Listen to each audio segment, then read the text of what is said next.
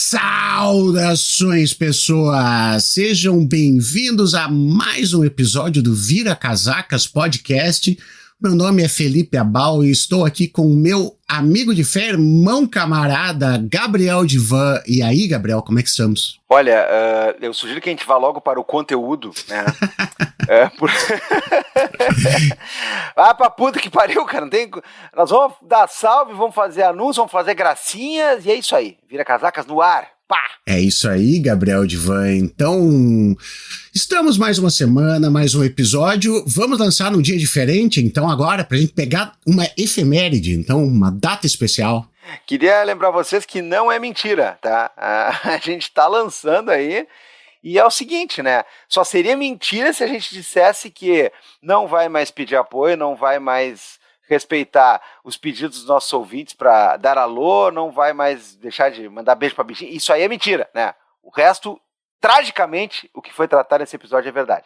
Então, nessa semana, Gabriel, a gente reclamou de quem reclama, né? Ai, tem que tirar a salve, tem que botar pro fim, tem que fazer não sei o quê, faz um episódio separado só de salve. Não, a gente vai manter assim, porque, né? Este é o Vira Casacas. Olha só. Então, a gente recebeu uma enxurrada de pedido de salve. Já vou deixar aqui avisado. Não vai dar pra gente falar todos, porque senão vai ficar meia hora de salve. E aí, até eu concordo que é demais. Nós vamos parcelar. Vamos parcelar. Vai todo mundo ganhar, né? Se não vier agora, peça. Tem gente também dizendo, oi, eu nunca ganhei. Peça. Se não veio, a gente esqueceu, pede de novo, né? Manda um e-mail pra gente, deixa registrado. Olha, é um dos orgulhos que a gente tem. Às vezes a gente se complica, né? Na quantidade de salvos, recadinhos, beijo, axé, boas energias que a gente tem que mandar aqui. E que bom, né, cara? Enquanto tem uma meia dúzia reclamando aí, tem um monte de gente pedindo pra ganhar alô aqui, o que justifica tudo, velho. É isso aí. Começa aí, Gabriel Divan. Vamos mandar uns salves, então. Bom, vamos começar aqui, então. Tem um pedido da nossa ouvinte de longa data, né? Essa aí faz tempo com a gente e fica tempo com a gente também. Quer ver, Felipe? Ó, é a nossa querida Kátia Schwartz, que tá dizendo assim: oi, queridos, quero pedir um salve pro maridão, que também é ouvinte do Vira. Aliás, nas nossas viagens a Porto Alegre para ir visitar o filhote, o Vira vai sempre nos acompanhando. Então, pelo menos ali, de 4 horas e 25 até 6 horas e 14, a família vai ali acompanhando o Vira Casacas. Então, Daniel Gobi é o maridão e, além do maridão, né, para as gatas, Temis, Mila e Kila. Olha que legal. Que é Kila, Kisha. Tem 2 L's, né? Kisha. Eu tô no clima Libertadores. Felipe Abal tá no clima sul-americano. Vamos lá. Que desnecessário.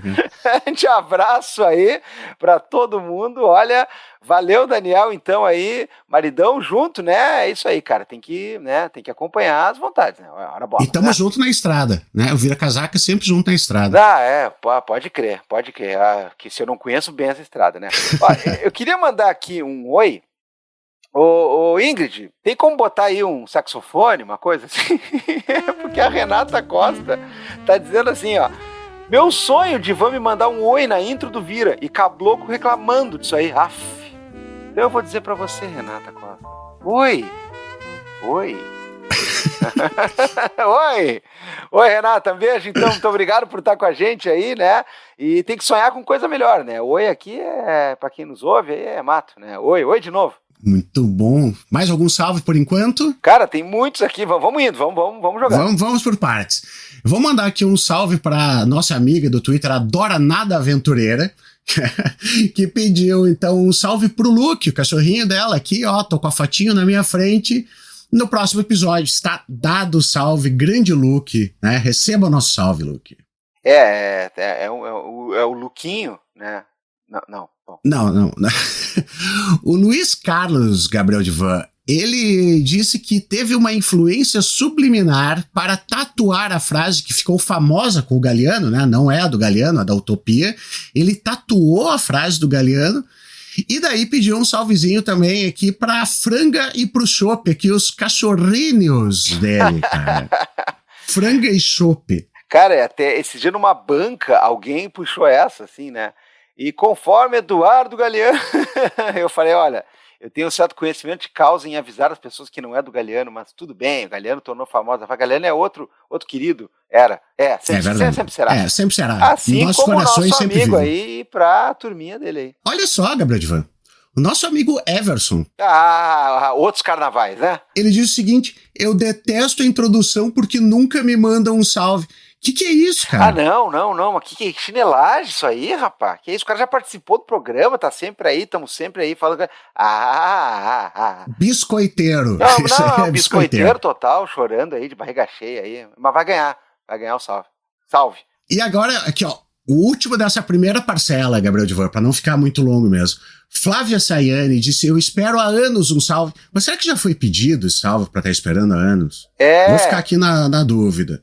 Né? Porque é pedir e recebereis. Agora, se não pedir, a gente também fica difícil, assim, né? Se você faz o salve olha de volta pra você. É assim que é, né? Você pede e recebe, né? Como é que é? Quem pede se desloca? Bom, deixa pra lá. Bom, tem uma galera aqui que é nossa ouvinte de muita estrada também, tanto literais quanto estradas metafísicas aí. A Laura Kitty, a Thaís, tá estranha, adoro esse nome. Sim. O Alex Pacheco, a Ana Medeiros, Rafael Ramos, Terzuzalá, esse é antigo também, né? Tá todo mundo avisando aqui, não manda pras cucuia essa galera aí que não quer saber de introdução, não sei o quê, né? O viciado em vírgulas do Medo Delírio, o Fanha, James Webb, é um telescópio, né?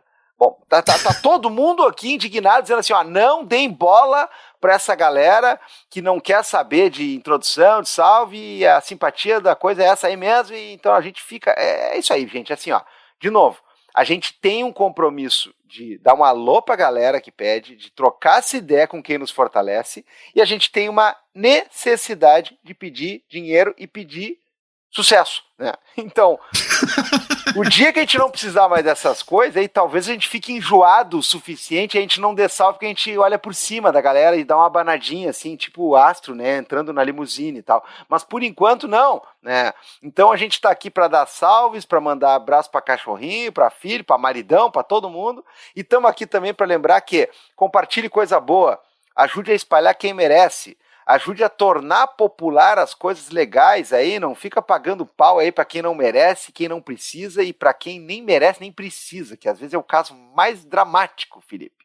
E aí, é claro, lembra que a gente não tem grandes patrocínios master, não tem grande estúdio por trás. Você tá ouvindo esse podcast aí, tá vendo site de aposta aqui, bet caralho, não sei o quê? Não tá vendo. Assim como você não tá vendo aqui a gente empurrando produtos de gosto duvidoso, nem nada do tipo, não.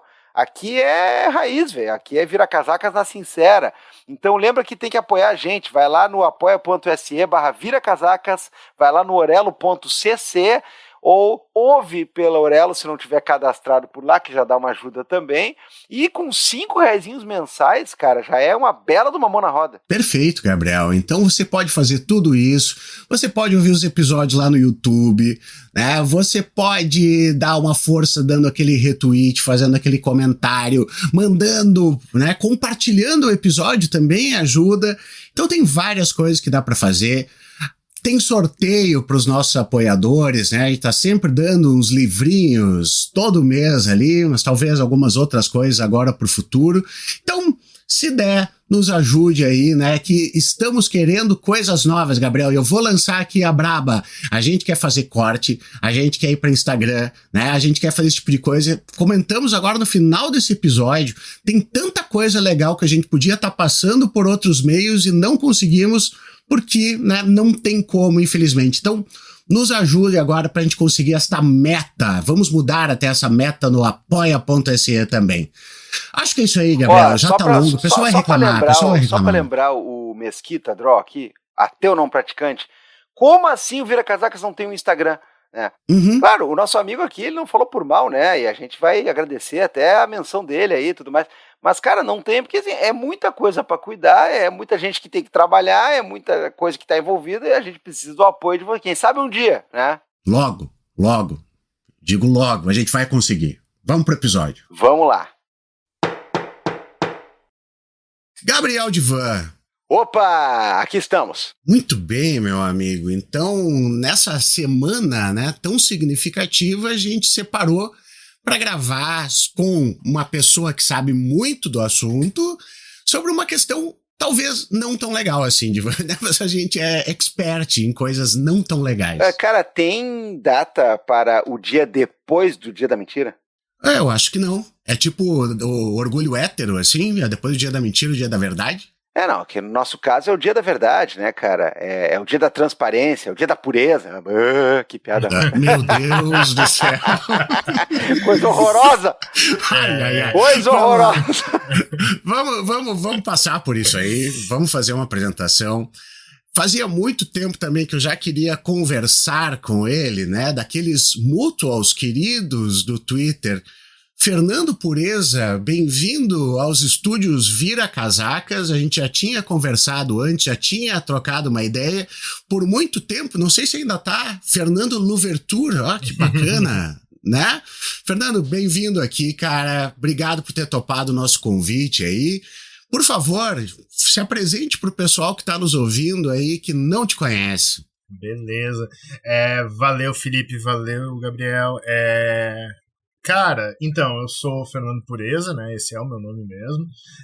O Louverture é um pseudônimo de outros tempos aí no Twitter. Sou professor de História, né, do ensino superior, mas já trabalhei com ensino médio, Fundamental 2, né, Diaba 4.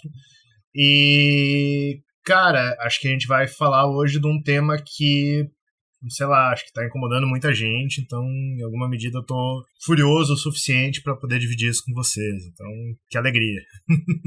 Esse é o estado de espírito certo, né? Esse é o estado de espírito correto pra gente falar sobre isso aí. Gabriel, posso iniciar os trabalhos? Não, mas antes tem aquele quiz rápido, né? Assim, Overture é do Tchaikovsky ou não é? Uma cor preferida? O vermelho, né, cara? Um signo? Câncer. Sobremesa favorita? Que é isso, pudim. Tá louco. Pode começar, Felipe. Eu tô muito... Eu comi um saco de palhacitos aqui, tá? Mas eu vou tomar um chá aqui enquanto vocês começam, aí depois eu já venho mais normal, assim, tá? Muito bom, muito bom. Fernando, meu amigo, então a gente já tinha dado uma conversada em off ali a respeito, claro, do que a gente ia tratar hoje. Estamos conversando em off. Imagina, o cara chama o convidado assim, diz sobre o que vamos falar. Só no dia tu vai saber. À meia-noite eu te conto. E uma das coisas, né, como tu falou aí, Fernando, que mobilizou redes, que mobilizou comentários, esse tipo de coisa, foi exatamente a questão do nosso poder público, né, se posicionar em relação à questão do golpe militar ou do golpe civil militar, enfim, né, tem essa disputazinha ali na história, né, e dizer o seguinte, olha, é melhor a gente não fazer comemoração, né? Comemoração não, né? Mas é melhor não fazer nenhuma manifestação, é melhor não fazer nenhum ato referente a isso, ou não participar desse ato, que é para não causar, né, aquele famoso desconforto entre os militares. A gente já saiu até comentário, né, Fernando, naquele sentido, vamos deixar o que aconteceu no passado e vamos pensar no futuro. E isso é uma coisa tenebrosa da gente fazer. Eu até cheguei a comentar isso no Twitter, né? De que assim, é de uma perversidade tamanha a gente pegar algo como foi a ditadura militar brasileira e dizer, não, vamos esquecer e deixar para depois, porque a gente nunca realmente acertou as contas com essa parte da nossa história. Muitos lugares foram muito mais sérios nessa questão. Em muitos lugares, como a gente já conversou em outros momentos, rolou julgamento, rolou condenação, rolou tudo isso. E aqui no Brasil, mal e mal, a gente arranhou a superfície com uma comissão da verdade. Então eu acho que a gente pode começar essa nossa conversa. A nossa conversa é sobre como lembrar, né? É o que pensar a respeito do golpe militar, a respeito do período da ditadura militar, mas talvez a gente possa começar falando, né, Fernando, a respeito de história e falando a respeito de memória e as disputas a respeito do que aconteceu, que também é uma questão que é muito debatida, que é muito construída dentro da história. Com certeza. Eu acho assim que pra gente começar dar esse pontapé inicial, e eu queria lembrar, na verdade, a gente tá fechando, né, agora uma data redonda, né, a gente fecha 60 anos do golpe, independente de como a gente vai chamar, a gente pode definir então que é um golpe, né, então assim, golpe de 64. E daí são 60 anos, e a gente tem essa coisa na história de trabalhar com uma espécie de um gancho da data redonda, que a gente chama muitas vezes de efeméride. Então, assim, cada vez que fecha uma data redonda, é um momento importante, né? Porque passa a ganhar bastante visibilidade aquilo que aconteceu no passado e que, efetivamente, a gente celebrar realmente é um termo ruim, mas que é um momento específico para lembrança daquilo ali, né? Talvez tenha alguma coisa com a data redonda que a gente acabe puxando isso. Então, ao longo das últimas efemérides, então, assim, 64 é o golpe, 74, 84, 94, 2004, 2014 e agora 2024, a gente viu diferentes formas da sociedade brasileira lembrar do que aconteceu, mas também de esquecer o que aconteceu, né? Então, assim, é um movimento meio que duplo. Quando a gente fala de memória, a gente invariavelmente acaba jogando com esses dois lados. Então, tem a memória e tem o esquecimento. Por que eu tô falando isso, né? Porque em 64, né, tem o golpe, mas 74 a gente ainda está na ditadura, né? Então, assim, não é um momento de lembrar do golpe de forma crítica. Não era viável, não era possível, né? A ditadura cerceava, obviamente, a liberdade de expressão, e essa memória do que aconteceu em 64, ela tinha sido sequestrada efetivamente pelos militares, né? Botada num pau de arara, enfim, colocada sob tortura. É uma memória destroçada, né? Só sobrou a memória oficial dos caras que cometiam os atos mais ignóbeis, né? Daí, quando a gente vai para 84, a gente tem esse momento, digamos assim, de abertura, né? De extensão, a gente está tendo os protestos ali, a gente está tendo o início das campanhas das diretas, é um momento muito de efervescência ainda na sociedade brasileira, a gente não tinha sofrido a derrota ainda da Dante Oliveira. Então a gente já vê um movimento mais crítico, inclusive da imprensa, né? Começa a surgir aqueles editoriais do Globo, fazendo uma espécie de autocrítica do legado dos militares, né? E eu digo que é autocrítica porque é isso, a Globo foi uma apoiadora de primeira ordem do golpe e efetivamente da ditadura, né? E quando começa a chegar ali na nossa era democrática, daí a gente já pode falar 94, 2004, 2014 e agora 2024, a gente deveria pressupor que, passados os horrores da ditadura, a gente deveria, então, acertar as contas com o passado. Isso aí que você falou, sabe, Felipe? Só que esse é um trabalho, e aí é uma coisa que parece que eu vou tirar o corpo fora, porque eu sou historiador e tal. Mas, assim, esse lance do acerto de contas, ele não deveria ter vindo da história, certo? Por quê? Porque a história, claro, ela tem suas especificidades acadêmicas, ela tem um engajamento político, mas a questão é como os poderes públicos e efetivamente como isso atingiu a sociedade brasileira, que vão nos dizer como aquele trauma do passado está sendo trabalhado, ou no caso não está sendo trabalhado. Eu estou puxando isso porque a gente vai falar do Lula, né, e das declarações que ele deu recentemente, mas tem uma declaração dele de 2004 que eu queria recuperar, na verdade, que é justamente sobre a comemoração dos 40 anos do golpe. E a fala do Lula ela é muito emblemática, talvez, desse momento que a gente estava em 2004, de uma consolidação da democracia, ou pelo menos da ilusão da consolidação da democracia, né? Ela é lida na época, acho que é pelo André Singer, né, que era o porta-voz e tal, e ele fala, né, cabe agora aos historiadores fixar a justa memória dos acontecimentos e personagens daquele período, né? Então, assim, ele fala isso logo depois de dizer que devemos olhar para 1964 como um episódio histórico encerrado. Então essa parece ser uma concepção que eu gostaria de dizer que é só do Lula, dos governos Lula, porque parece, nossa, 2004, 2024, né? Mas eu diria que ela é uma tônica de boa parte da sociedade brasileira, né? E que o governo Lula entende que faz um governo mais conciliatório, mais aberto à pluralidade de posições e que efetivamente acaba caindo um pouco nessa também, né? Eu gostaria de dizer, inclusive, nesse sentido, que acho que o único governo que efetivamente aproveitou a efeméride para colocar o dedo na ferida foi o governo da Dilma Rousseff, né? Que chegou e declarou efetivamente, no dia 31 de março, que olha, esse é um passado que nós temos que discutir a partir da verdade, a partir do direito à justiça, né, que, enfim, havia uma defesa muito bacana, na verdade, da própria Comissão da Verdade naquele contexto. Então, assim, de resto, 94, 2004 e agora 2024, a gente está perdendo oportunidades enquanto sociedade brasileira, né? Enquanto os poderes políticos dela, a política pública, enfim, a gente está perdendo oportunidades muito significativas de fazer com que a sociedade olhe para o seu passado com um desejo de justiça. E acho que esse é um ponto, assim, os militares falam, o revanchismo e tal. Não é revanchismo, é um desejo de justiça, certo? De considerar que os crimes cometidos naquela época, eles não estão sob escrutínio público. Não é nem que eles não estão sendo julgados, eles são muitas vezes desconhecidos, ignorados, né? E daí, claro, a gente poderia problematizar isso e pensar qual o impacto dessa negação, desse esquecimento, dessa seletividade sobre a memória em relação aos últimos ataques à democracia brasileira. Mas aí eu acho que até uma outra questão. O que eu gostaria de destacar, pelo menos nesse primeiro bate-bola, é que a gente já teve, desde 94, a gente já teve 4 efemérides sobre a ditadura, 4 chances para a gente poder falar, para a gente poder lavar a roupa suja, para a gente poder... E, cara, eu tô sendo bem humilde aqui. Eu poderia estar falando em revisar a lei da anistia, poderia estar falando numa comissão da verdade com mais amplos poderes, com, sei lá, retomar investigações.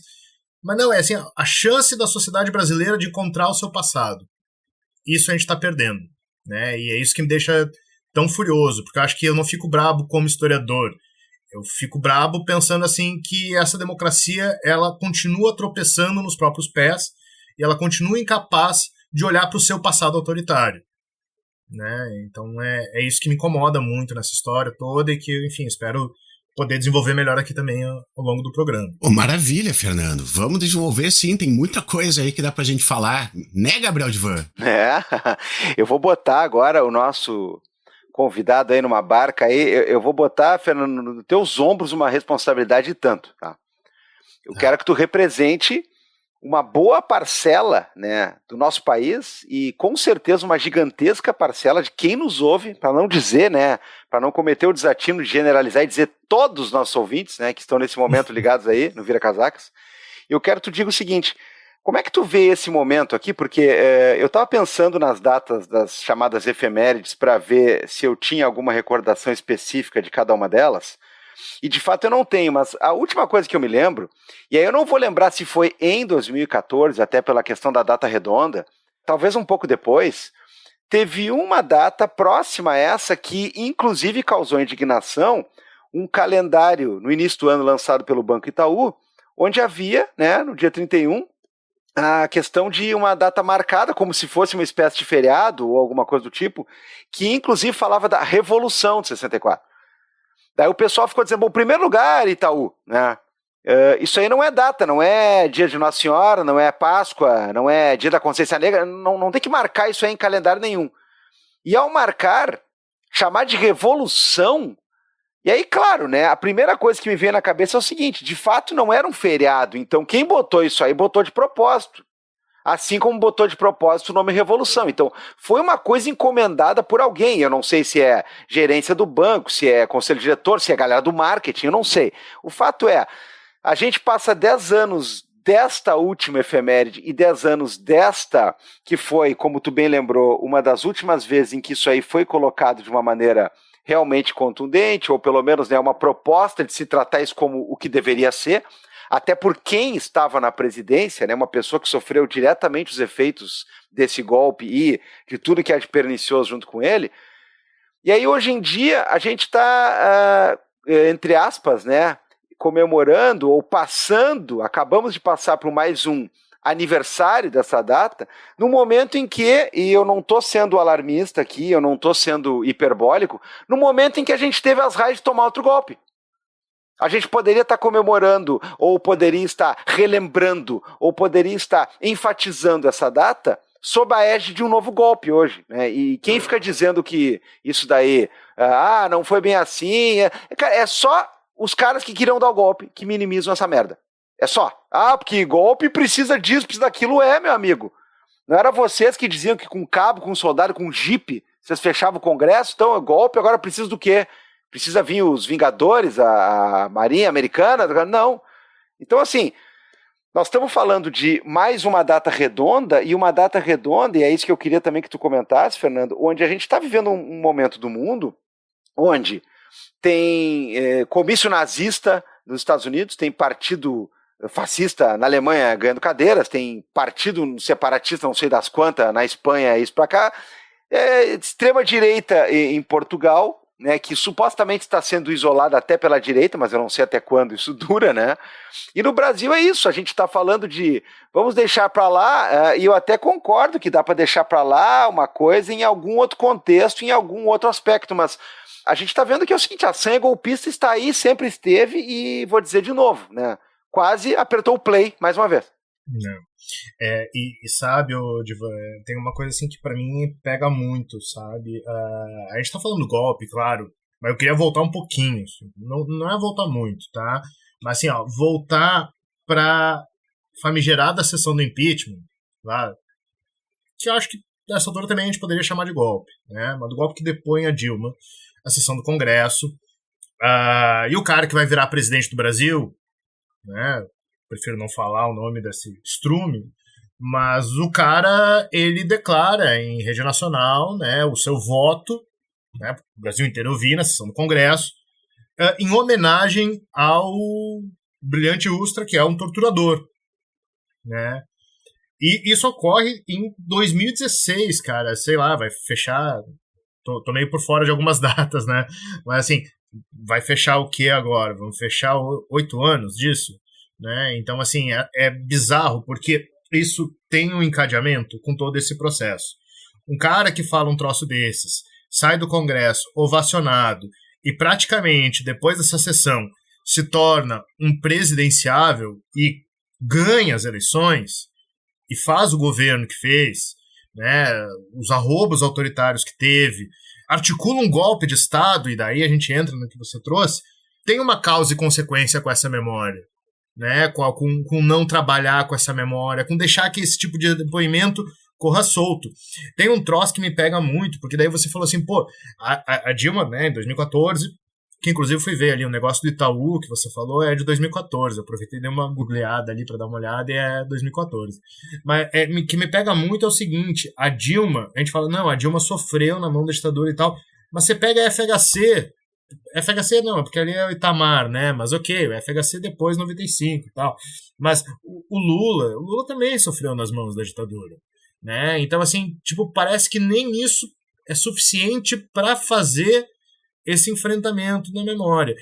E, assim, se o passado não é suficiente, se não é traumático o suficiente, que é uma coisa que eu particularmente não consigo conceber, eu acho que é extremamente traumático, mas supondo que ele não seja tão terrível, né, porque eu acho que só isso justificaria essa ideia de um passado que já passou, uma história encerrada, a gente tem esse presente.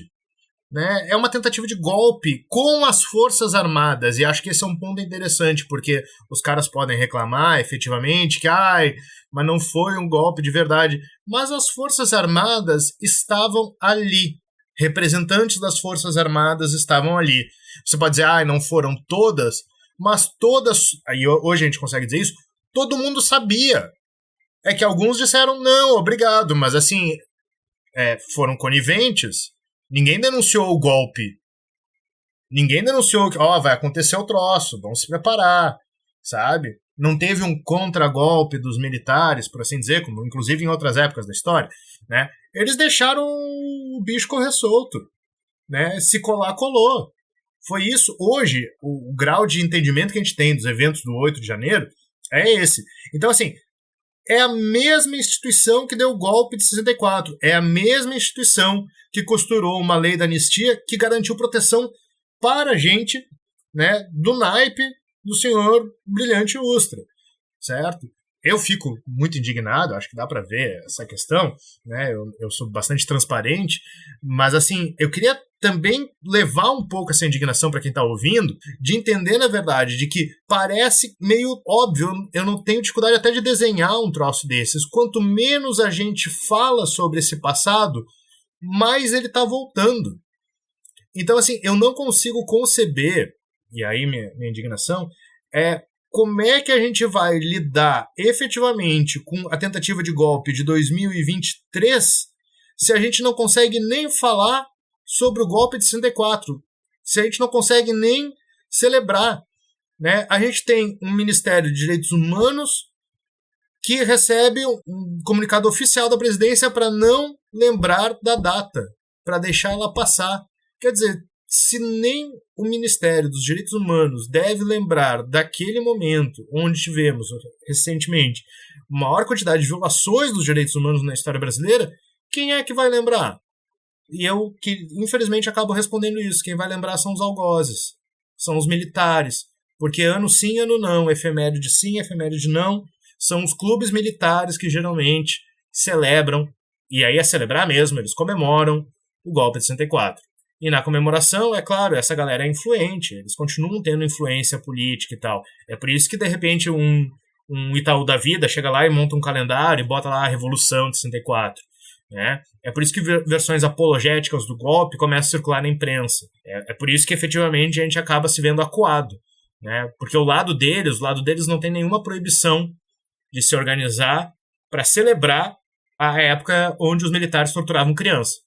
E isso é humilhante pra gente. É humilhante pra quem defende a democracia. É humilhante pra quem defende os direitos humanos nesse país.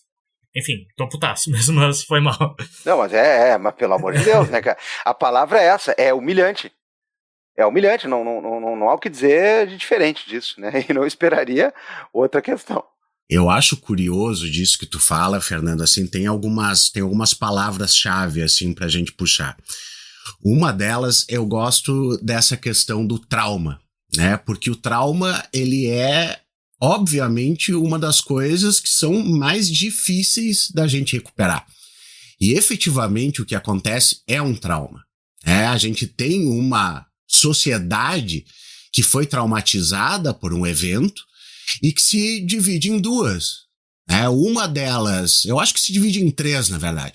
Uma parcela que não quer lembrar, que acha que está muito confortável da forma como está. Tu tem uma parcela que está, eu acho que no sentido mais clássico da palavra, né, traumatizada, no sentido disso trazer uma dor, e essa dor tem que ser simbolizada, e que não está sendo simbolizada por essas proibições.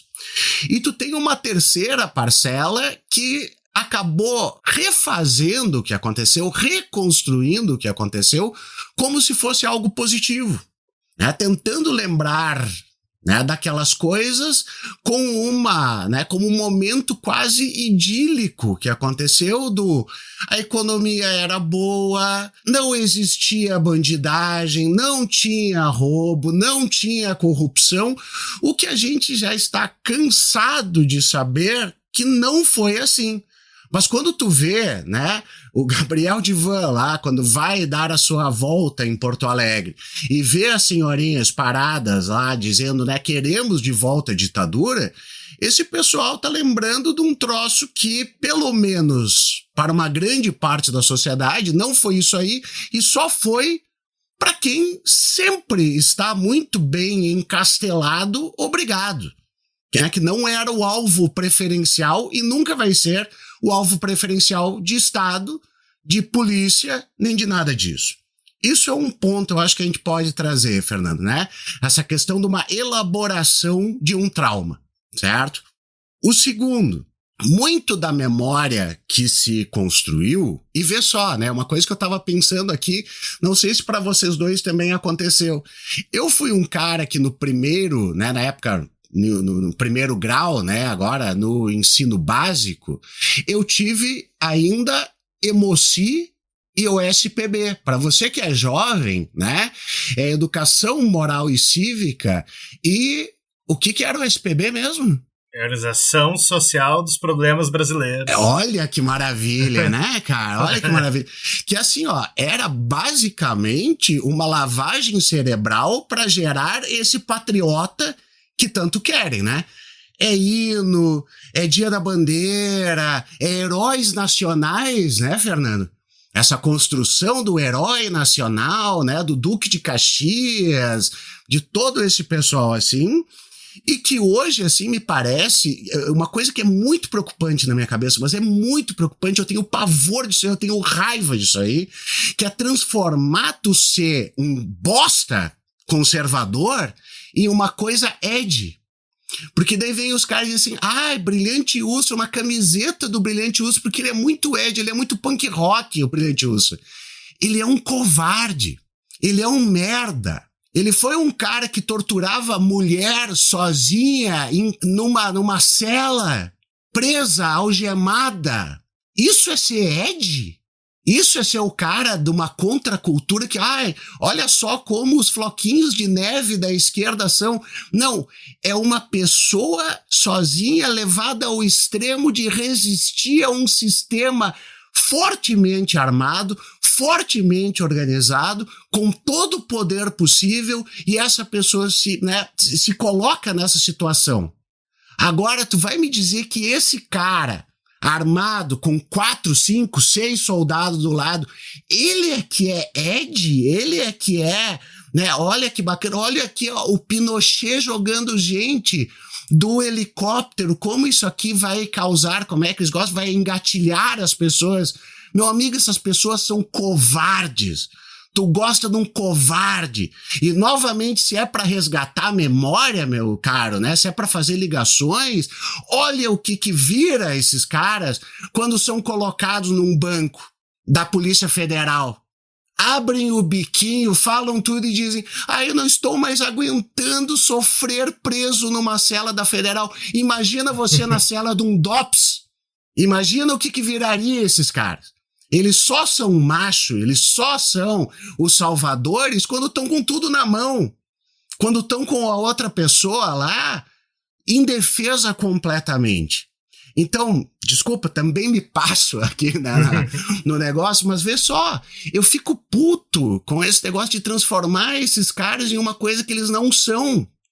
E isso também é uma disputa por essas coisas, que muitas vezes também, aqui, Fernando, vamos fazer meia culpa como historiadores, de pegar e ficar colocando eles como, é o cara perigosão, é o cara fodalhão. Não é, eles são os covardes. A gente tinha que ter capítulo de livro na história da ditadura dizendo a covardia que aconteceu, sabe? Uhum. Sabe, eu tava lembrando, eu tenho umas histórias meio malucas, assim, da época que eu era professor de ensino médio. Tem uma época que eu tava dando aula numa escola em São Leopoldo. Escola privada, perto do trem, de elite, mas decadente e tal. E dando aula pra molecada do terceiro ano, uma turma muito legal, assim, e falando de ditadura.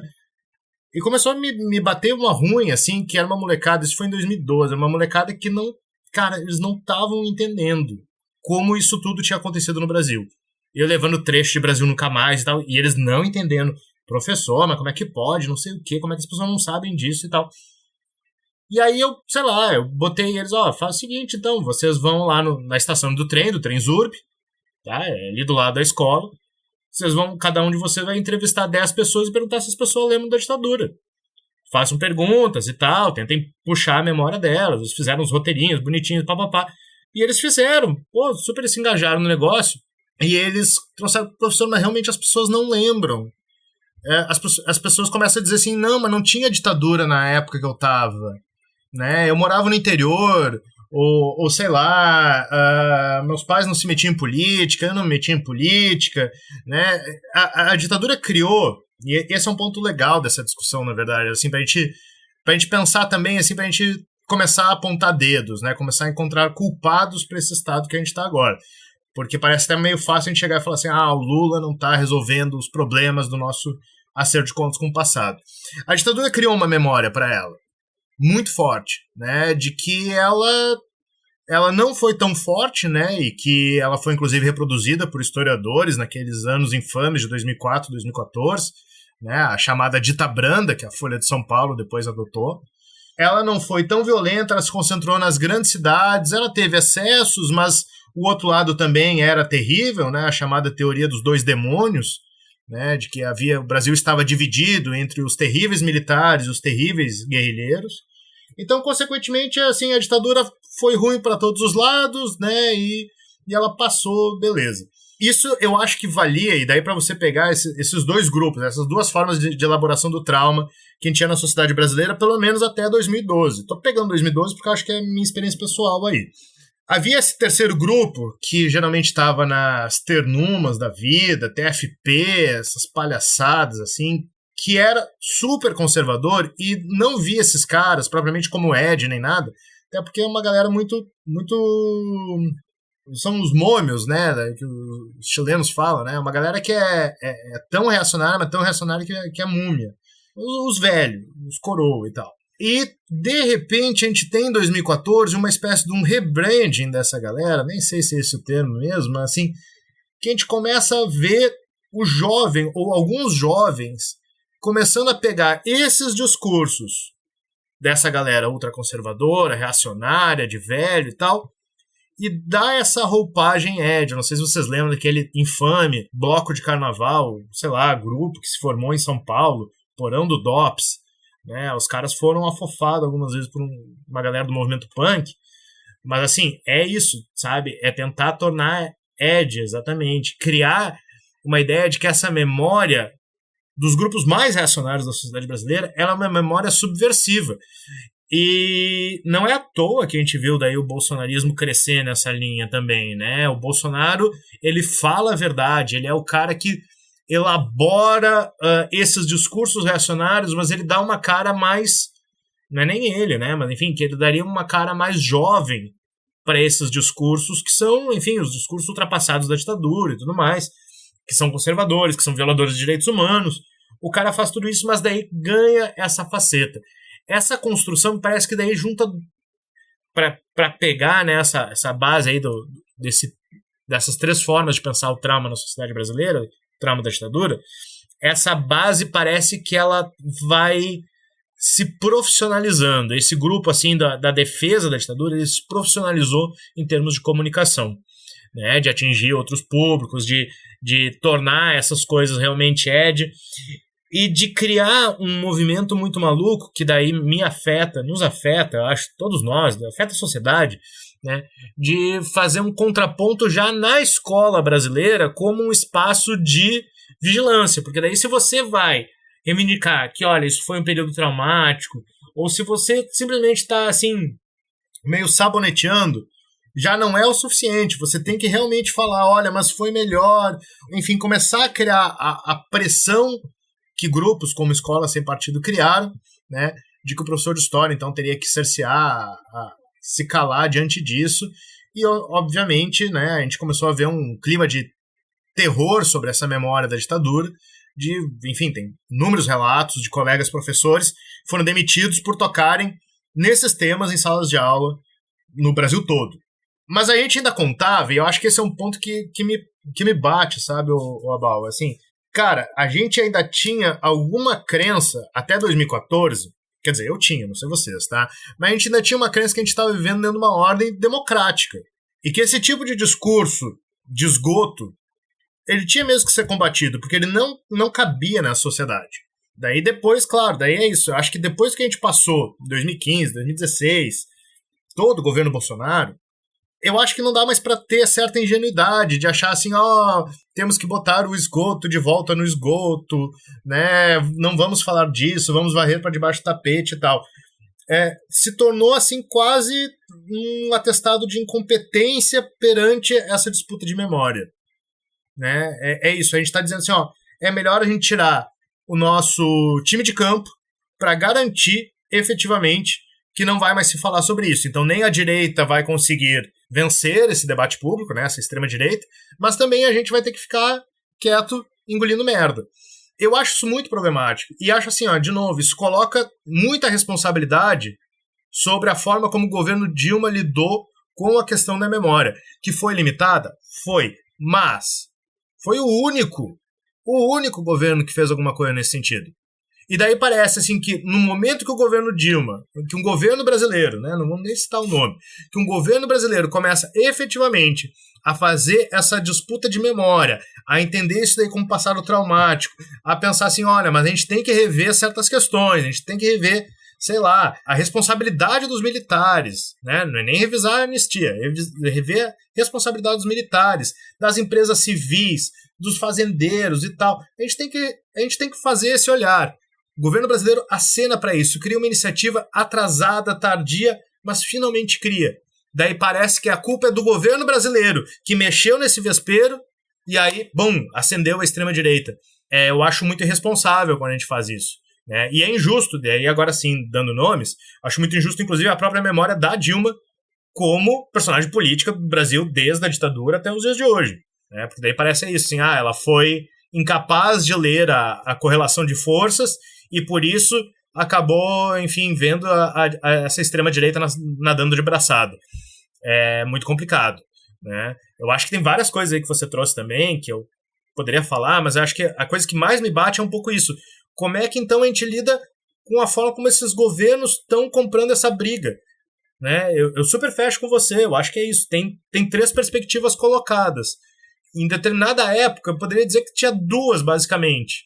E daí parece, não, a culpa é da Dilma, que a terceira começou a ganhar força, a ganhar volume. Então, se a gente não falar nada agora, daí vai todo mundo voltar a ficar suave. Então, assim, a gente não vai elaborar o trauma, mas também não vai mais tocar nele, a direita fica quieta e é isso aí.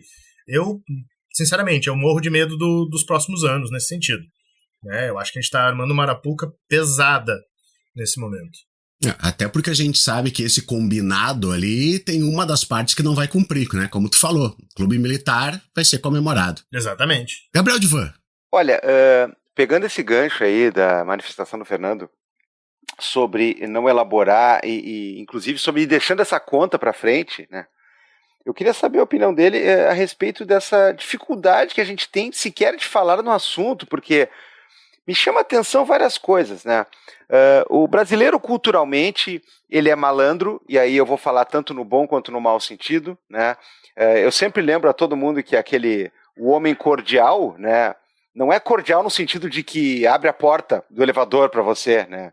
É uma cordialidade no sentido de as coisas, inclusive, funcionarem de um modo meio bizarro, funcionarem a partir de códigos e algumas cifras meio esquisitas, né, e que muitas vezes não dizem exatamente para com o que a gente costuma entender por ser cordial ou coisa parecida, né? Então a gente é um povo extrovertido, a gente encara as coisas, né, pelo menos boa parte delas, de uma certa maneira. A gente tem todo um lance cultural de acabar fazendo alegorias, ironias, rodeios, mas a gente encara os problemas, né? A gente fala de certas coisas, não de todas. E nesse assunto eu acho uma coisa impressionante que aqui não se fala. Se procura fugir o tempo todo, se procura simplesmente escamotear, e não é aquela coisa que a gente tem visto nos últimos tempos, assim, de começou a surgir novos revisionismos, começou a surgir novas ideias e novos argumentos. Quer dizer, como o Felipe lembrou lá no início, tem uma parcela jovem, e é claro que muito estimulada por comportamento de bestas quadradas, aí como uma que acabou até se elegendo presidente, né? O cara usa camisa, discurso, homenagem, site e coisa parecida para falar como se os grandes covardes, os grandes medrosos, né, e os grandes ridículos fossem, né, os grandes iconoclastas ou coisa parecida, ou rebeldes, né? Rebeldes era quem eles estavam matando, né? E na base da covardia, vamos lembrar de novo. Mas assim, eu vou trazer aqui o exemplo que parece mais básico de todos, né? Porra, tem 3 lugares que eu já visitei na minha vida, né? Um deles não diz respeito, né? Diz respeito disso, mas não é muito próximo da nossa conversa aqui por N razões, né? Que é o campo de concentração da Dachau, lá perto de Munique e tal. Quando estive na Alemanha, fui visitar, beleza, né? Tem 1000 paralelos aqui. Mas eu quero me referir àquele lugar que eu até falei aqui uma vez, né? Eu fui conhecer no ano passado, que é a Escola de Mecânica da Armada, né? O chamado Museu Malvinas e Islas do Atlântico Sur, né? Que é chamado também de ESMA, porque era o lugar onde era a Escola Mecânica da Armada, lá em Buenos Aires. Um lugar que era tanto um centro de treinamento de cadetes, quanto o lugar onde as pessoas eram presas, torturadas, e onde raptavam mães, e onde separavam mães de bebês, e onde pegava algumas pessoas para botar num avião e jogar no meio do oceano. E o outro, né, eu acho que hors concours nesse quesito, é o Museu dos Direitos Humanos em Santiago do Chile. E assim, os países Chile e Argentina, eles não deixam de ser menos problemáticos nesse quesito por terem essa assunção e por terem esse lugar. Inclusive o Museu de Santiago está entre os mais visitados da própria cidade, né? Entre outros museus que o cara vai para ver coisa bonita ou coisa instigante, isso aí o cara vai para ver coisa triste. E é um dos grandes pontos turísticos da capital de um país. Mas não deixa de ter a sua parcela reacionária e saudosa do Pinochet ao longo de todos esses anos no Chile, por mais que tenha havido, né, esse contraste com essa assunção. Na Argentina não vou nem comentar, né, porque quando não elegem, né, um reacionário um pouco mais contido, né, elegem um completo maluco, né, que não é nem um pouco contido nesse sentido também. No entanto, as coisas estão lá. No entanto, a Argentina tem fama, inclusive, pelas suas manifestações populares, né, de mães e avós da Praça de Maio até piqueteiros de toda a ordem, né, toda semana. E, entanto, estamos aí, né? Agora, o Brasil não, né? O Brasil, ele se acovarda, ele se apequena até para a gente falar disso. Porra, a Comissão da Verdade parecia, e ela já foi em si uma coisa grande, já foi uma coisa importante. Agora, parecia o prenúncio de muita coisa. Depois daquilo, a gente tem meia dúzia de plaquetas aí, né? O Fernando vai saber muito bem. Porto Alegre tem uma que outra plaqueta avisando que em tal lugar houve captura de gente para tortura, em tal casa, na rua Santo Antônio, se praticava isso aí, mas é uma coisa que ninguém vê, ninguém fica sabendo, não se debate amplamente, não tem uma coisa do tipo assim, ó, nós vamos colocar isso aqui que é para o pessoal frequentar e olhar, e para esses alunos aí, por exemplo, que estão em dúvida, para eles terem inclusive mais um reforço, porque isso aí está admitido. Vai continuar esses velhos aí pedindo, desde artigo 142, na interpretação mais babaca de todos os tempos, até matança pura e simples, sem artigo, sem Constituição, sem nada, porque é isso que eles gostam no fundo, né? Agora, a gente lida muito mal, cara, e assim, tem lugares onde a coisa é muito mais dura e se lidou. Eu não quero ficar aqui sempre levantando o mesmo exemplo, que é aquele da África do Sul, né, onde se fez aquelas sessões de conversa, responsabilização, proposta restaurativa, onde se botou o país inteiro numa espécie de entrevista misturada com terapia. Tal.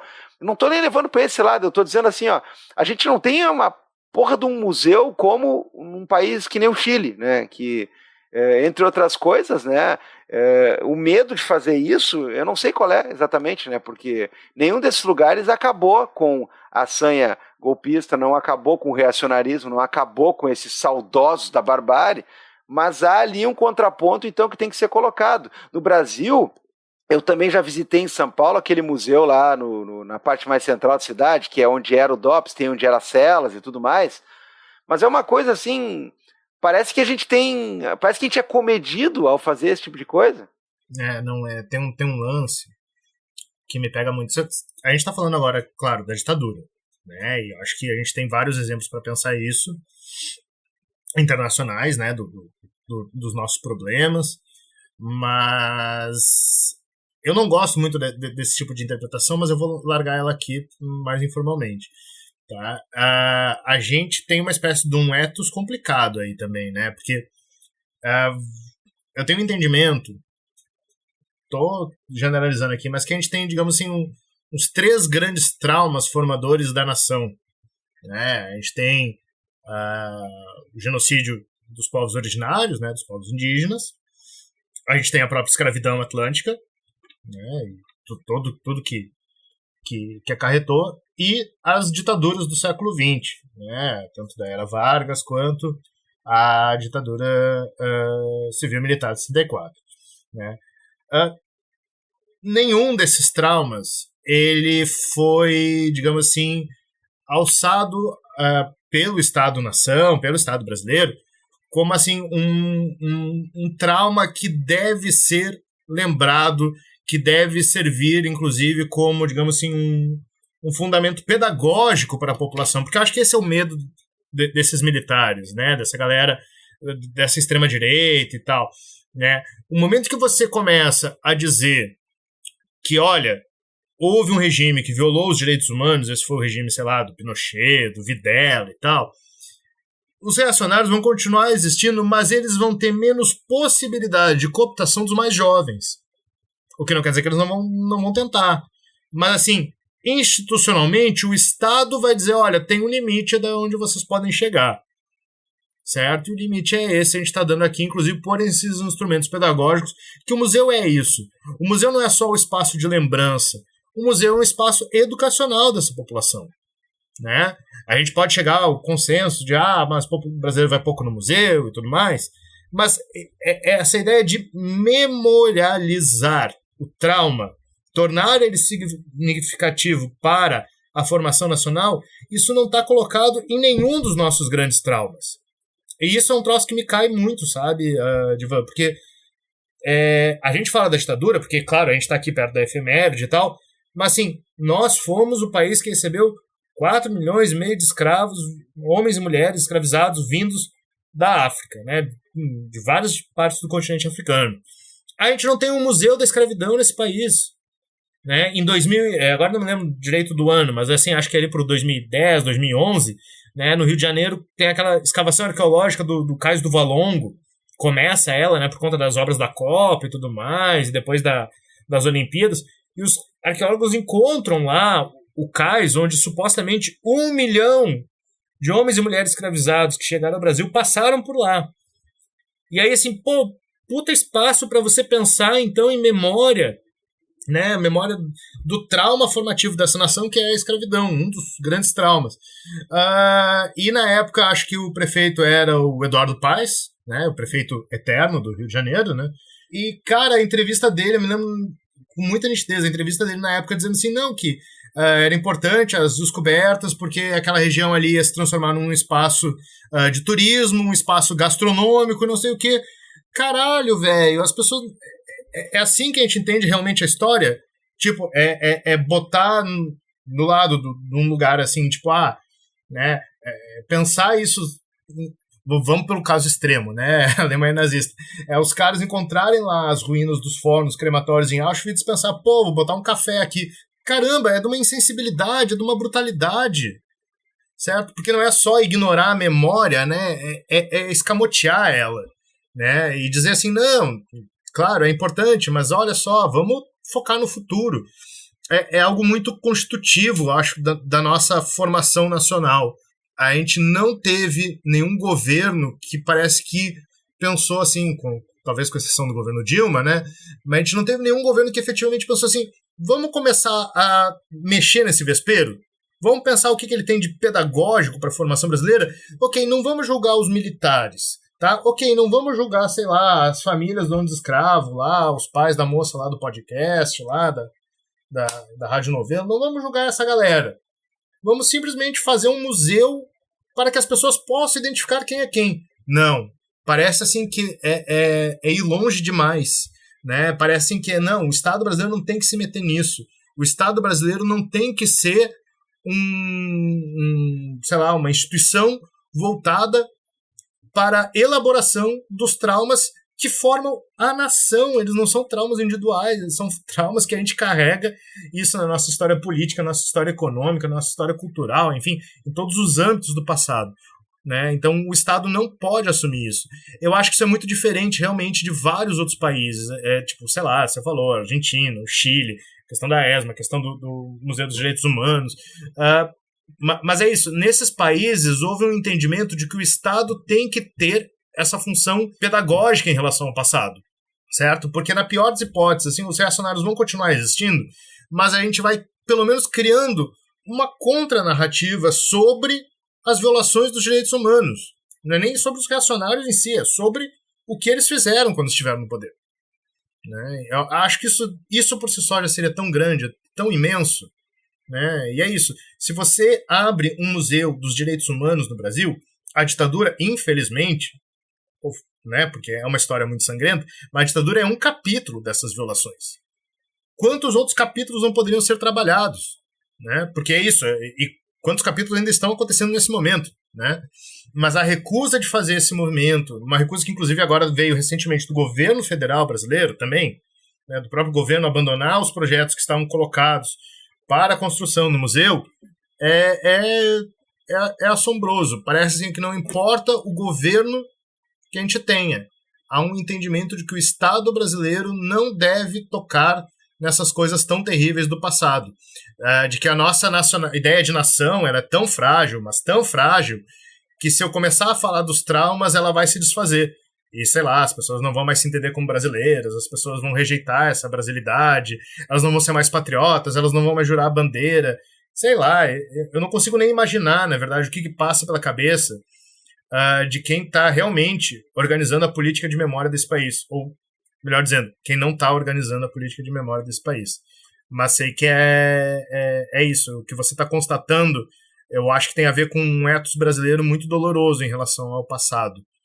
Eu gostaria de dizer que é uma coisa só das elites, mas isso tem implicações em diversas classes sociais, né? E, enfim, das mais diferentes formas. Pois é, mas é aí que tá, né?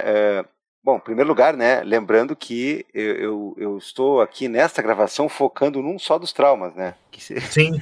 Não cabe nem em museu, né? Os outros dois, quiçá mais, né? Nossa. Né? Mas a questão é, cara, repito, um museu como o do Chile, um museu como o da Argentina, né? Outras iniciativas como essas, eu até entenderia se elas fossem barradas por uma elite e por um setor ligado a essa memória da ditadura que está sempre aí por se reconstruir, como se fosse um golpe definitivo. Assim, olha, se esse tipo de coisa, né, e não que essa não sirva para nada, nós estamos defendendo aqui justamente porque serve. Agora, se esse tipo de coisa fosse a pá de cal em cima desse negócio, bom, se eu sou dos caras, aí eu faria tudo para evitar, né? Mas não parece isso, né? Ao contrário, parece muito mais uma falta de... É um excesso de pedir licença para meter o dedo na ferida que, não sei, cara. Só ele sozinho já explica muita coisa, né? Mas enfim, o Fernando já colocou nesse ponto tudo que eu mais do que queria dizer. Felipe. Não, é muito curioso, tem muita coisa assim que dói só da gente pensar no que não é feito, né? Eu tava aqui pensando, eu tenho um artigo escrito por causa que um dos nazistas que eu estudei, quando veio pro Brasil, o Fernando, ele foi trabalhar na Volkswagen, né? Daí eu peguei exatamente os documentos da Comissão da Verdade, né? Que foi o que escancarou muitas das coisas, né? Dessa parceria de empresas, de sociedade civil com a ditadura e tal, e escrevi, enfim, exatamente sobre esse ponto em específico de que a gente não sabe se a Volkswagen contrata o cara sabendo que ele era nazista, que ele era ex-comandante de campo de extermínio, de 2 campos de extermínio, para criar um sistema de vigilância sobre os trabalhadores, ou se foi uma estranha coincidência, né, de pegar um cara que tem o know-how, né, e colocar exatamente nessa função ali.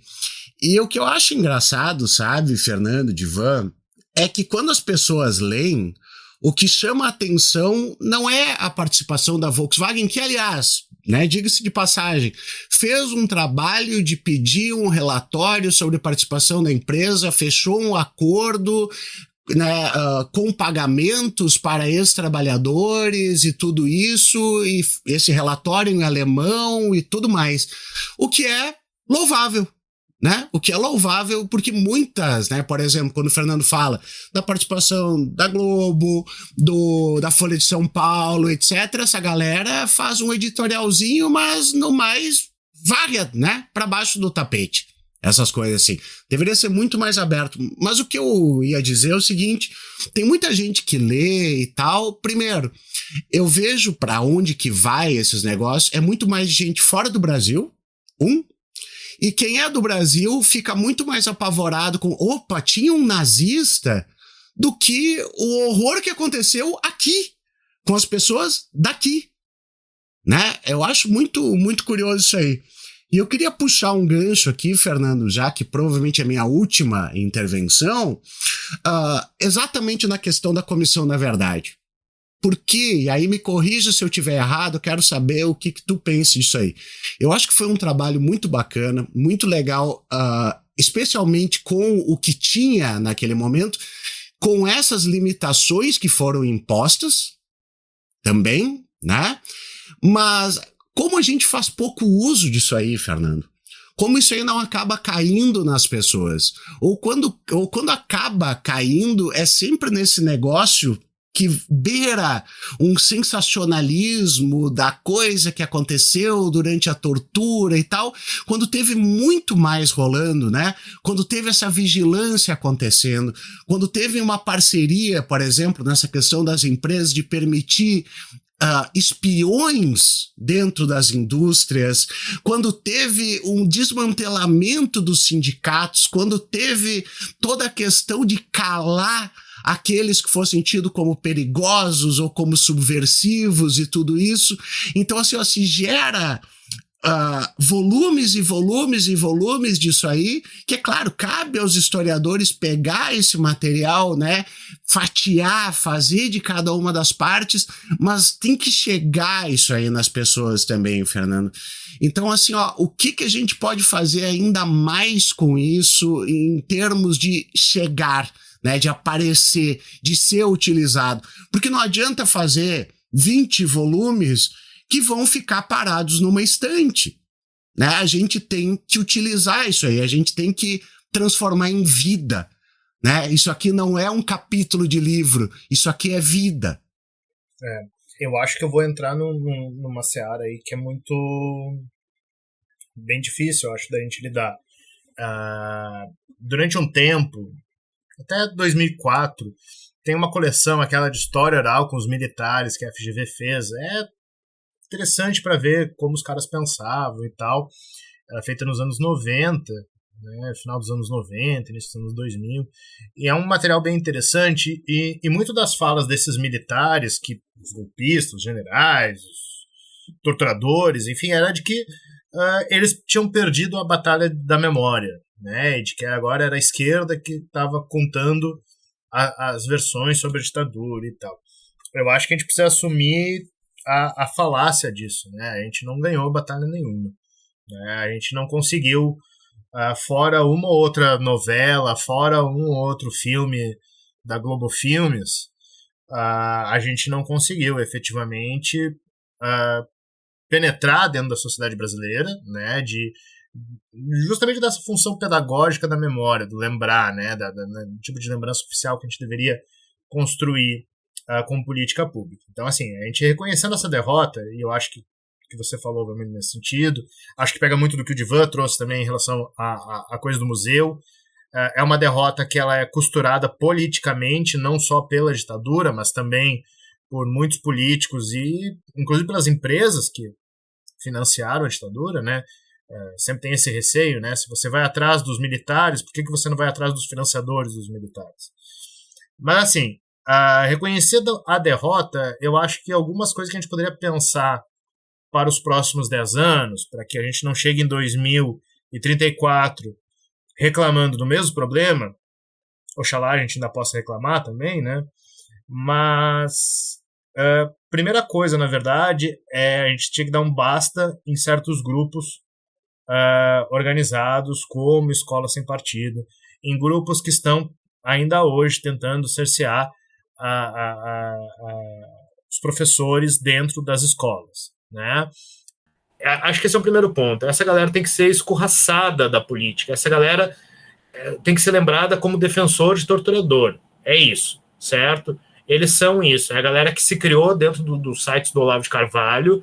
É uma galera que se juntou, ou melhor dizendo, se juntou não, porque organizou a extrema-direita nesse país nos últimos tempos, que ainda promove, por meio de deputados extremamente antiéticos, para ficar no bom português, né? Deixar aqui para evitar o processo, mas os sujeitos que, na verdade, efetivamente estão promovendo ainda hoje a perseguição dos professores. Essa galera tem que ser denunciada, tem que ser colocada assim, sob um escrutínio público pesado. Por quê? Porque eles são alguns dos obstáculos para a gente não discutir isso.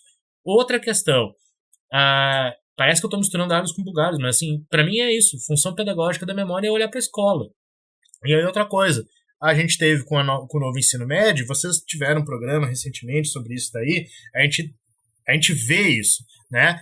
É um corte abrupto do que é o currículo basilar de história, dentro do ensino básico, né? Do Fundamental 2 e do ensino médio, né? 40%. Onde é que vai ter o espaço para a gente discutir ditadura? Onde é que vai ter o espaço para a gente discutir violações dos direitos humanos na sociedade brasileira, na história do Brasil? Onde é que está isso? Isso não está colocado. Então a gente tem que também comprar essa briga. Né? A gente tem que comprar a briga, né, de maior regulação das redes nesse país também. Né? Porque, bem ou mal, boa parte das campanhas de propaganda em defesa da ditadura militar na última década, entre 2014 e 2024, passaram pelo YouTube e passaram por um canal chamado Brasil Paralelo. Né? E toda uma órbita de youtuber picareta, na verdade, que fez esse mesmo de serviço, né? Que fez justamente esse movimento. A gente tem que fazer ações mais unidas no campo da comunicação e no campo da educação, sabe? Na minha opinião. Não tem outra plataforma possível. E eu coloco isso, inclusive, parece assim, mas isso aí não vai gerar pressão efetiva. Mas, assim, eu, sinceramente, diante do fato de que essa já é a nossa quarta efeméride num regime democrático, e o que a gente tem do Estado é tão pouco, efetivamente, então está na hora da gente se organizar e começar a disputar isso aí dentro de campos como a comunicação e a escola. E aí uma outra coisa, assim, tipo, daí agora é o ranço do historiador também nessa jogada. É um absurdo que na escola brasileira só professor de história fale sobre ditadura. Porque a ditadura afetou todo mundo, né? Ela afeta a sociedade brasileira. Quando a gente pensa lá, a história da LDB, história dos PCNs, da própria BNCC e tal, isso é para ser construção da sociedade brasileira, construção de cidadania, está colocado lá desde o início lá dos primeiros debates na Constituinte. Né? Então, assim, a gente abandonou isso, a cidadania não é mais importante, a cidadania não é mais uma questão para ser ensinada na escola. Não, tem que ensinar. Então, tem que ensinar. Quero saber onde é que vão entrar as violações dos direitos humanos cometidos pelo Estado brasileiro no currículo escolar. Quero saber o que o YouTube está fazendo diante das apologias dessas violências. Quero saber o que o Spotify está fazendo. Quero saber o que o Google está fazendo. Né? Deveria, e eu acho que quando a gente teve o Ministério dos Direitos Humanos se promovendo nos últimos tempos, acho que se criou uma expectativa, eu criei pelo menos, né? Você pode dizer que eu fui ingênuo, né? Mas eu criei uma expectativa de que, olha, parece que agora a gente agora vai, né? Criamos um ministério para fazer essas defesas, para pensar isso de forma articulada. Infelizmente, frustração muito grande diante de perder essa efeméride como uma oportunidade para fazer esse movimento, né? De perder a chance de poder ter um museu de direitos humanos, de poder efetivamente discutir as violações do Estado brasileiro, do passado, mas também as do atual presente, né? Então, já que não dá para contar propriamente com essas estruturas, então que a gente comece a comprar certas brigas nesse campo. Vão ser brigas inglórias, né? Porque, enfim, parece que tá tudo contra a gente nesse momento também.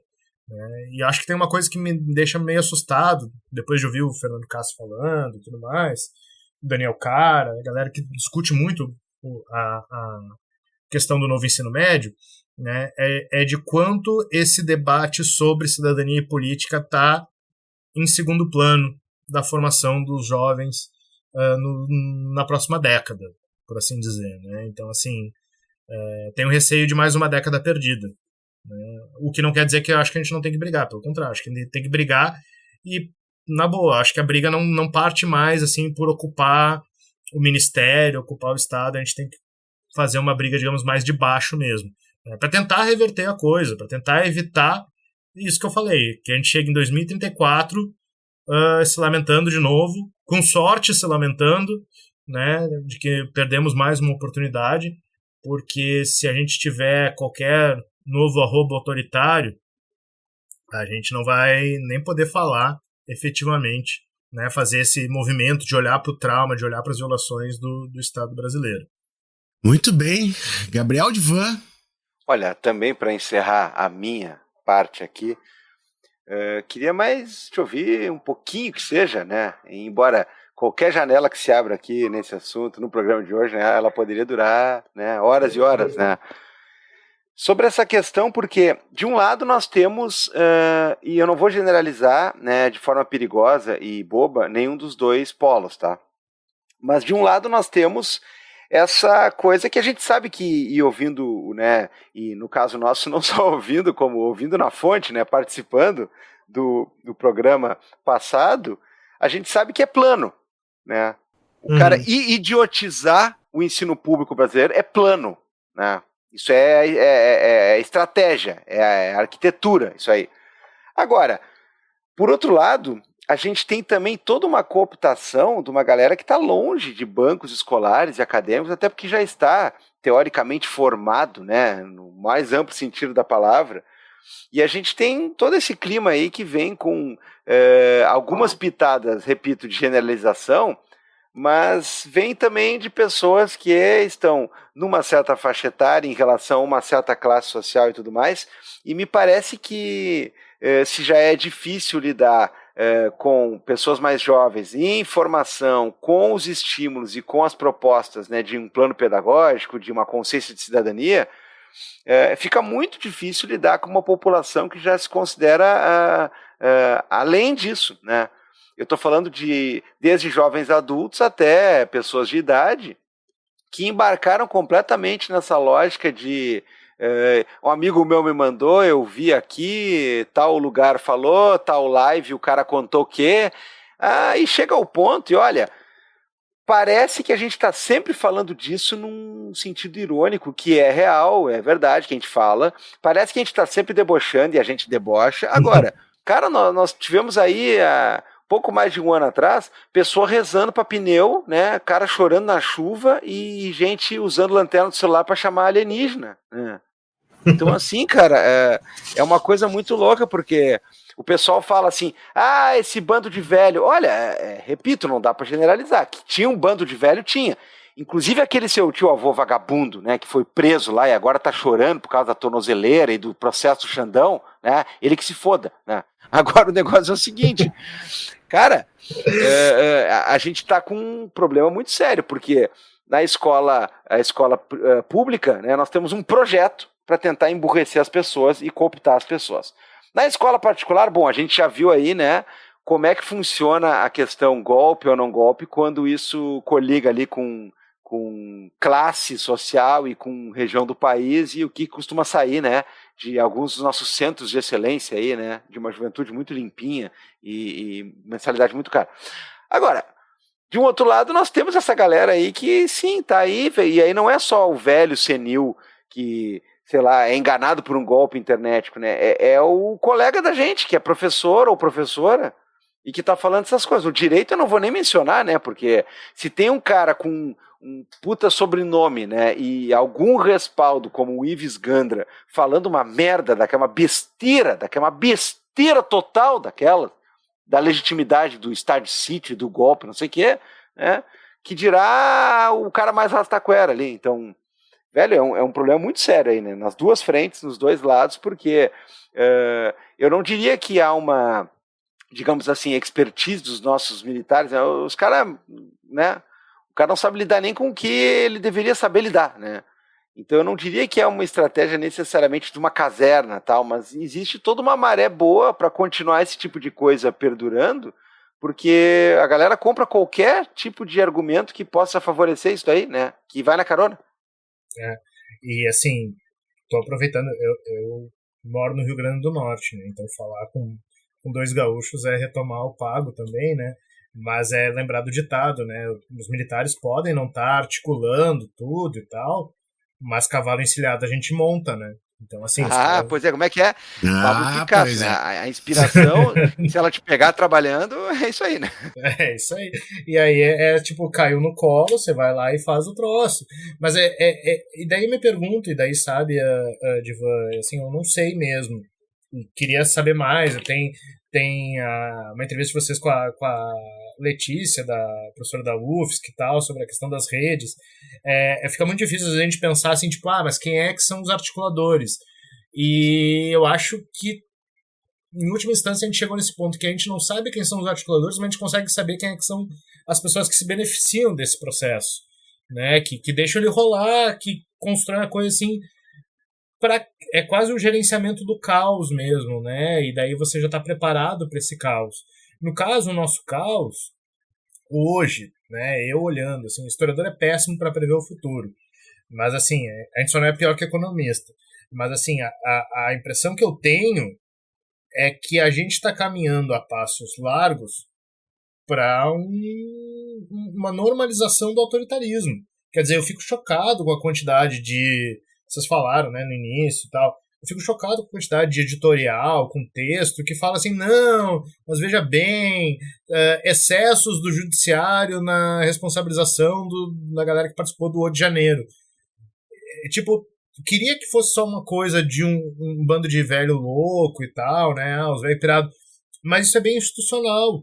A parte maluca, que é a parte mais caricata, é que a gente dá risada. Mas é isso, tipo, quais são as instituições que alimentam essas loucuras, né, que permitem que a galera dê esse próximo salto? Quer dizer, a gente teve recentemente esse caso do Bolsonaro na Embaixada da Hungria. Daí você pega lá, é uma mulher torpe, enfim, não tenho a menor esperança de que a jornalista essa seja realmente uma voz sensata, né, mas acaba ele chegando e dizendo assim, mas quem é que vazou a informação para o New York Times? Porra, sabe? Tipo, eu acho que isso do ponto de vista de um jornalista, deveria ser a coisa mais irrelevante a se perguntar, por causa do sigilo da fonte e tudo mais. Mas daí já cria um grau, alimenta um grau de conspiração. A gente tem outra jornalista também lá no Globo, chega lá, todo dia ela fala de como a caserna está irritada com o Xandão, as hemorroidas dos militares. Porra, velho, sabe assim, você vai normalizando o sentimento de que essa democracia ela já está indo pro vinagre mesmo. Então, assim, a gente tentar construir, eu acho que daí tem uma coisa muito de professorzinho meu, assim, mas que eu defendo, na real, não adianta.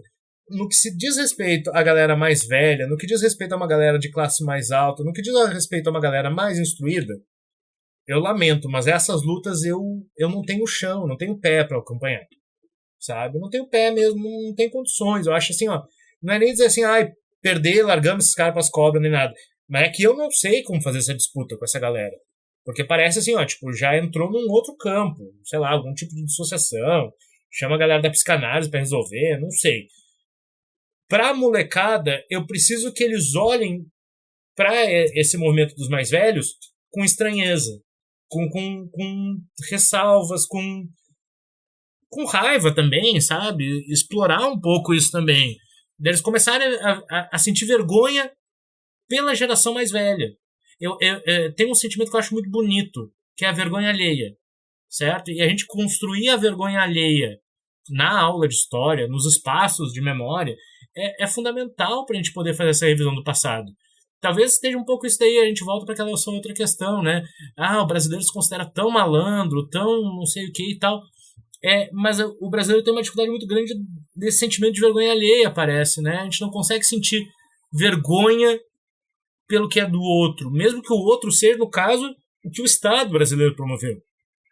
Então, acho que começar a promover essa vergonha alheia pode ser um caminho interessante pra gente, pelo menos a molecada, pelo menos a galera mais jovem, a gente apontar assim, olha, gente, mas é possível a gente pensar uma coisa diferente para esse país, não precisa ser só autoritarismo atrás de autoritarismo, não precisa ser só passar em branco as datas da ditadura, do golpe, da escravidão, enfim, vamos lembrar. E lembrar vai dar essa vergonha alheia mesmo, mas é importante, é pedagógico, vai fazer parte do processo de elaboração, a gente tem que estar aberto para isso. E infelizmente hoje, em termos de geração, eu só vejo os mais jovens preparados para isso, porque se depender dos mais velhos, aí acho que a coisa vai ser complicado. Sem querer generalizar e ser, gerontofóbico, mas é isso, acho que tem um recorte geracional pesado aí pra gente pensar as disputas de memória do futuro. Eu vou dar um memória do futuro, cara. Eu gostei de abrir com isso, né? Abrir a nova senda de raciocínio, porque, né? Enfim. Eu vou dar um ataque de oportunidade aqui e dizer o seguinte, é por isso que a gente precisa fazer cortes para lançar nas redes, Gabriel Divan. Eu fiquei pensando justamente nisso também. Eu só não verbalizei direito. Né? Por causa que, puxa vida, tem muita coisa aqui da fala do Fernando que tem que correr esse mundo. Até que eu cometi um ato falho, né, cara? O Fernando tá fechando a manifestação e eu já automaticamente pensei tanta coisa que isso que eu falei é abrir. Fernando, 2 minutos. Última coisa. A história julga, Fernando? Não, cara, a história não julga ninguém. A história é meio molenga nessas coisas aí. Quem julga efetivamente são as pessoas, sociedade organizada que tem que, enfim, fazer esse movimento. A história, que nem você falou, a história é um livro na prateleira, cara. Assim, a história não dá conta, a história é limitada. É isso, não esperem que a história vá fazer qualquer tipo de justiça. Quem faz são as pessoas. E aí é mexer com material humano mesmo, não adianta. É com ser humano, com pessoa, com olho a olho, né? Não tem jeito, não. Ah, que maravilha, é isso aí. Gabriel Divan, vamos para nossas dicas culturais aqui. Infelizmente, né? Eu gosto das dicas culturais, mas assim, ó, infelizmente a gente tem que parar de falar. Tá tão gostoso esse papo. Não fala assim, que daí, né, os nossos milhões em patrocínio aqui vão ficar bravos. Tá dizendo que é infelizmente, né, nós que ganhamos tanto dinheiro, né, em breve nós vamos parar de pedir dinheiro, vamos parar de mandar alô, vamos começar só a andar em limusine e não abanar pra ninguém, né, porque, enfim, né. Fazer react de jogos dos Lakers, Divan. Esse eu até poderia fazer por diversão, né? Mas eu pensei em fazer react, assim, né? Tu pega vídeos do MBL falando da ditadura, aí tu faz react, né? Não, claro, não. Aí tu espalha o conteúdo dos idiotas, né? Assim que funciona a internet. Né? Assim que... desculpe, né? Entendi errado.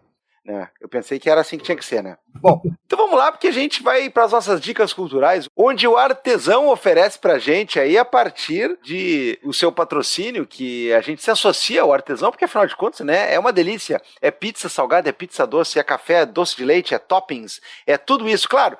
O nosso convidado lá no Rio Grande do Norte não vai poder pedir ainda, porque o artesão tá subindo, mas ainda não, né? Ainda não chegou lá, né? Mas se tiver aqui, Porto Alegre, região metropolitana, se tiver em Criciúma, Novo Hamburgo, Nova Casa, aí, atenção, hein? Vai poder pedir o artesão e vai avisar que é ouvinte do Vira Casacas, e aí não paga a teleentrega. E aí, para o artesão, portanto, aí, né, as pizzas artesanais mais famosas do Brasil, a gente quer saber, Felipe Abal, o que temos de dica cultural aí? Cara, eu vou dar uma dica cultural, nada a ver com o nosso tema aqui, porque acho que já existe bastante coisa disso aí. Eu comecei uma série nova, estava órfão de séries, assim, e tive só 3 episódios até agora, mas tá muito legal. E pra quem gosta da temática, eu acho que é um prato cheio, assim. Eu comecei a assistir a série Shogun, né, sobre a história do Japão. E tem coisa bem bacana. O Fernando, não sei se assistiu ainda, mas o Fernando tem um livro que depois pode fazer jabá, Fernando, que é o da história da Ásia ali. E é muito bacana por causa que ele começa exatamente com navegadores ingleses chegando no Japão, que é governado, né, que é influenciado, vamos dizer assim, pelos portugueses. Eu senti falta, assim, no seriado, eu queria que eles falassem português, porque eles pegam vários momentos e acabam dizendo, você sabe falar português? Eu sei falar português. Mas o português vira o inglês, né? Porque a gente sabe que tem um povinho por aí que tem pavor de legenda, né? Então tu tem que pegar e mastigar tudo pra eles. Mas eu queria tanto que aquilo ali fosse falado em português mesmo, fiquei chateado. Mas no mais, ela é muito bem feita, é muito bonita, tem atores bem legais assim e acaba sendo uma aventura bem bacana. Eu não cheguei a ler o livro no qual a série é baseada, assim, mas fiquei bastante interessado, sou capaz até de chegar a ler o livro, assim, porque eu tô curtindo bastante. Então, ainda não terminou, tá rolando ainda, tá em algum desses canais, assim, eu acho que ele é do FX, mas tem na Star Plus e também nos meios alternativos que a galera consome bastante e eu sou extremamente favorável. Então ali, ó, Shogun.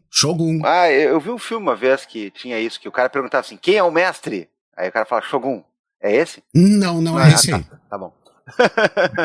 Bruce Leroy. Bom, eu vou com dica aqui dupla, né? Tem um livro que eu acabei de ler faz um tempinho já, né? Não tinha comentado, não tinha indicado aqui ainda, né? Eu diria que não é uma grande literatura, né, pessoal? É coisa para é da prateleira ali do desanuviar a cabeça, né? É Scar Tissue, a biografia do Anthony Kiedis, do Red Hot Chili Peppers.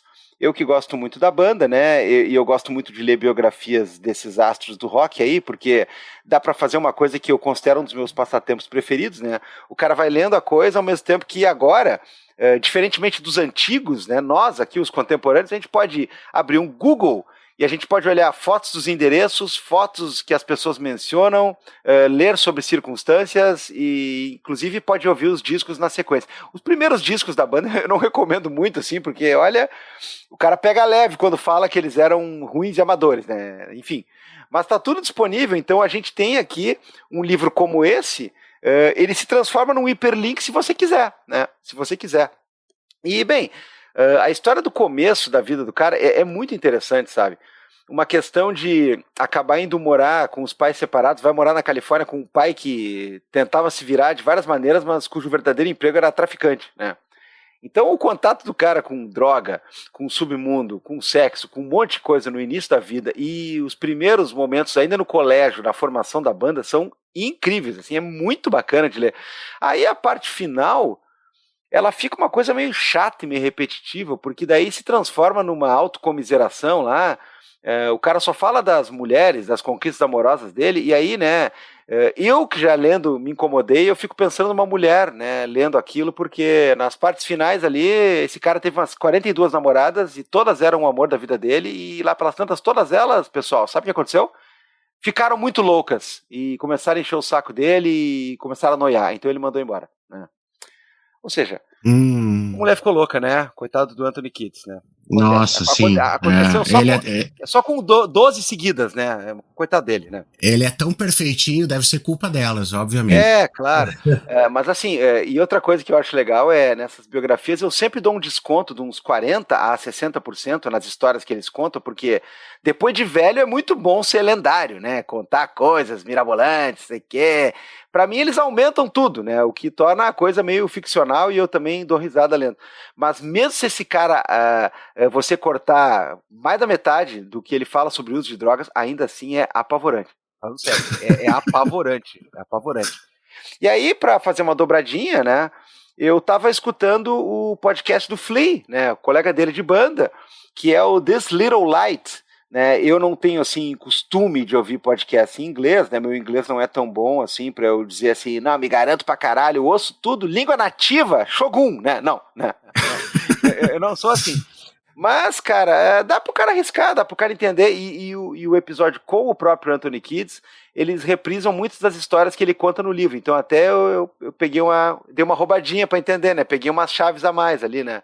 Mas então tá aí, Scar Tissue, a biografia do Anthony Kiedis, e o This Little Light, que aí o Flea entrevista não só a galera da banda, mas um monte de músicos sensacionais, né? Perry Smith e o Diabo Quatão, fica aí a minha dica. Fernando Pureza, o senhor, além de fazer jabá, porque vai fazer, porque aqui é obrigatório, o que o senhor tem aí? Bom, eu vou começar pelo jabá, tá? Meu jabazinho humilde, na verdade, é o meu livro, História da Ásia, foi lançado pela editora Contexto ano passado. Cara, é livro introdutório para quem não conhece o tema, para quem quer começar a se debruçar para ler e tudo mais. Vocês encontram lá na loja do Careca, também conhecida como Amazon. Tá disponibilizado ali já como é que se diz, o sumário e tal. Então tem todo um lance assim, de olhar para a história da Ásia contemporânea, né? Fazer um recorte. Para que uma galera que não é o historiador ou que não é acadêmico, inclusive, possa ter esse primeiro contato. Às vezes pode ser um pouco, né, cansativo e tal, mas é isso, é uma introdução e que eu acho que ela está cumprindo legal o seu papel aí, e quem puder ler e dar um comentário aí, eu agradeço também. Eu li, só para dizer, livro do Felipe, eu li o romance, o Shogun lá do James Clavell. O cara é inglês e muito doido. Eu li na minha adolescência e foi um livro que me marcou bastante. Não sei se teve alguma coisa a ver depois, assim, alguma influência, mas eu tô bem ansioso para ver a série e ainda não tive oportunidade de ver. Mas de dica cultural, cara, eu gosto muito de futebol. Então, assim, a minha dica cultural, na verdade, é fazer o jabá para um outro podcast. Não sei se pode, não sei se vocês deixam, mas é o pessoal do Meio Campo, né, que eram antigos redatores do site da Trivela.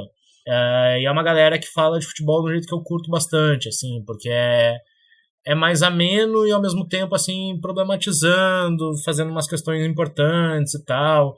No último episódio que eu escutei, eles conseguiram chamar o diretor daquela série da Netflix, dos Meninos do Ninho, sabe? E foi muito legal, assim, porque o cara falando de como é que foi o processo de produção da série. Então, assim, além dos outros episódios, eu gosto bastante do movimento deles, são 5 podcasters ali juntos, né? Então, assim, para além disso, eu ainda recomendaria por conta desse episódio em especial sobre os Meninos do Ninho.